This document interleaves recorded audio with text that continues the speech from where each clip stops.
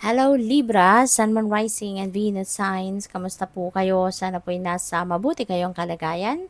Welcome back po sa Star Tarot. At kung bago kayo rito, welcome din po kayo. Please subscribe, like, share my videos, and leave me a comment kung nakaresonate po kayo. Thank you. So, Libra, kung as you can see, nakalatag ng lahat ang mga cards. Tapos na actually, 'di ba? Yung pagre-read ko sa mga cards na 'to.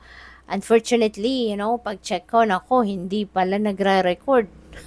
Nagro-roll ang video pero walang audio. Kaya babalikan na lang natin, Hindi na ako magdo-draw ng panibagong set of cards kasi ito na ang binigay sa inyong guidance sa ngayon. So, sisimulan ko na lang uli, no?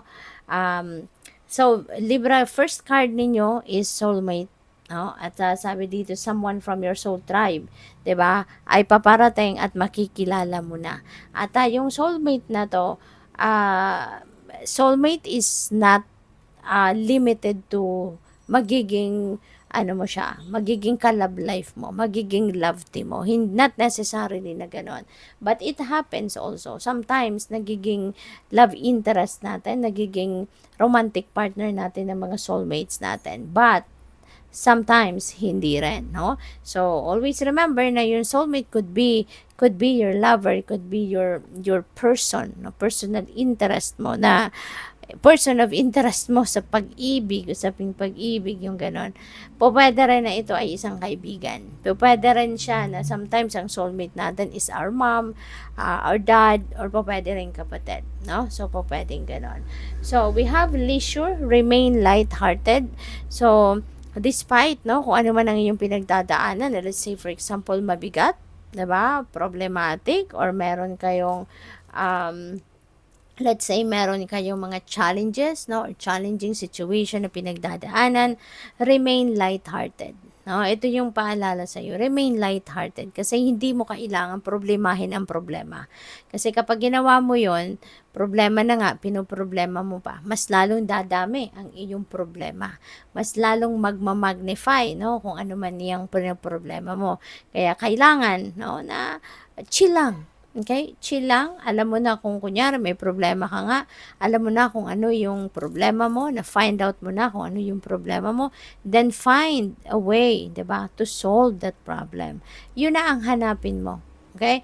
Yun ang hanapin mo kung paano mo masosolve ang iyong problema. Okay? So, we also have healthy choices. Choose wisely. Okay? Kasi, yung healthy choices na to, this could be related to your, mga pagkain or inumin na pinapasok mo sa inyong katawan. Make sure na pinipili mo na talagang beneficial sa inyong katawan, beneficial sa inyong kalusugan. Okay? Kasi marami na dyan, 'di ba, ang temptation. Marami nang pwedeng inumin, no, na yung pala detrimental to our health.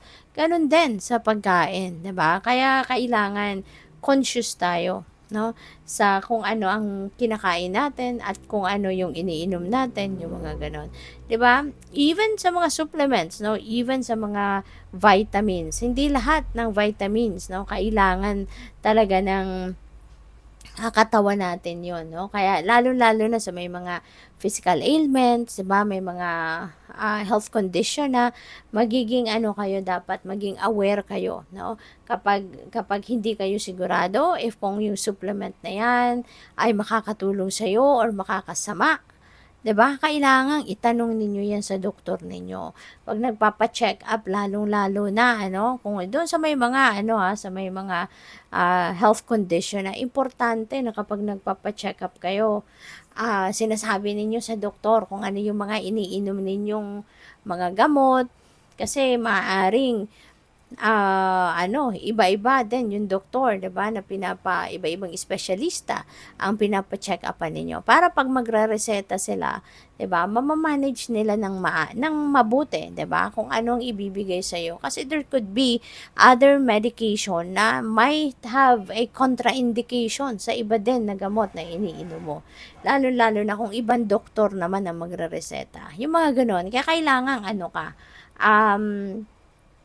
pag nagpapa-check up ka, sasabihin mo sa doktor kung ano na yung mga gamot na kasalukuyang iniinom mo, ano yung mga vitamins, other supplements, 'di ba? Kung may mga herbal kayo na iniinom, yung mga so sasabihin ninyo yun sa doktor para alam no ng doktor kung papaano ka kung ano papaano i-manage no yung ano mo yung condition na tinitreat niya sa iyo. Okay? So, yun. Kasi hindi lahat, no? Hindi lahat talagang pwedeng inumin ng sabay-sabay, hindi lahat pwedeng isabay sa may mga pagkain na bawal, 'di ba? Sa certain sa certain medication na iniinom mo. May mga ganon, kaya kailangang aware ka sa mga ganyan. So, we have adventure, be open to new experiences. So, pwedeng merong mga opportunity na dadating sa inyo sa ngayon that is going to bring new experiences sa inyo, no? Kaya pwede no ng iba sa inyo dito will be trying, 'di ba? Or will try to embrace a new endeavor, 'di ba? Or ito, yung adventure na ito. So good luck. So we have Rose, okay? We have Rose, we have love energy. So since nasa taas niya si soulmate, most likely, 'di ba? Baka love interest, no? Magiging love interest mo ito si soulmate na makikilala mo.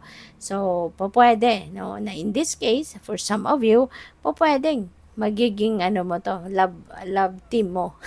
'Di ba? Magiging jowa mo, pwedeng mauuwi sa ganong sitwasyon yung relationship mo sa makikilala mong soulmate. So we also have citrine, no? Yung crystal na to, citrine. Citrine is something, no? This is the crystal wherein siya, nagdadala siya ng happiness kasi tinatanggal niya, this signifies no na matatanggal na yung mga negativity mo sa katawan mo, sa isip mo, sa damdamin mo. This is the time kasi na parang magliliwanag ang lahat para sa iyo, kaya mas magiging optimistic ka, 'di ba? Mas mapupunta ka doon sa magfo-focus ka sa kung ano ang positive, magfo-focus ka sa kung ano makakapagpasaya sa iyo, yung gano'n, ano. And si Citrine din, this attracts abundance and prosperity, no. And sakto lang 'yan na nasa ibabaw niya si Queen of Pentacles kasi si Queen of Pentacles is also about pagdating naman sa kaperahan, this also signifies abundance and prosperity, At pupwede rito na ang iba sa inyo maybe receiving, opportunities, financial opportunities specifically, 'di ba? Na siyang magdadala sa iyo ng abundance and prosperity. Maaring magkakaroon dito ng mga offer ng bagong trabaho, mas mga lucrative na trabaho na siguro maraming magagandang benepisyo, maraming mas mataas siguro na sweldo, yung mga ganon, no? So this is going to be a beautiful energy pagdating sa pera at this time. So we also have the Six of Pentacles, which is also prosperity energy. Kasi pwedeng meron ditong dadating sa inyo ng mga financial blessings, 'di ba? At ang mga financial blessings nito, yung perang ito, might come from various sources, no? Unlimited. Pwedeng unlimited sources ito, 'di ba? Kaya magkakaroon ka rin dito ng kasaganaan talaga sa pera.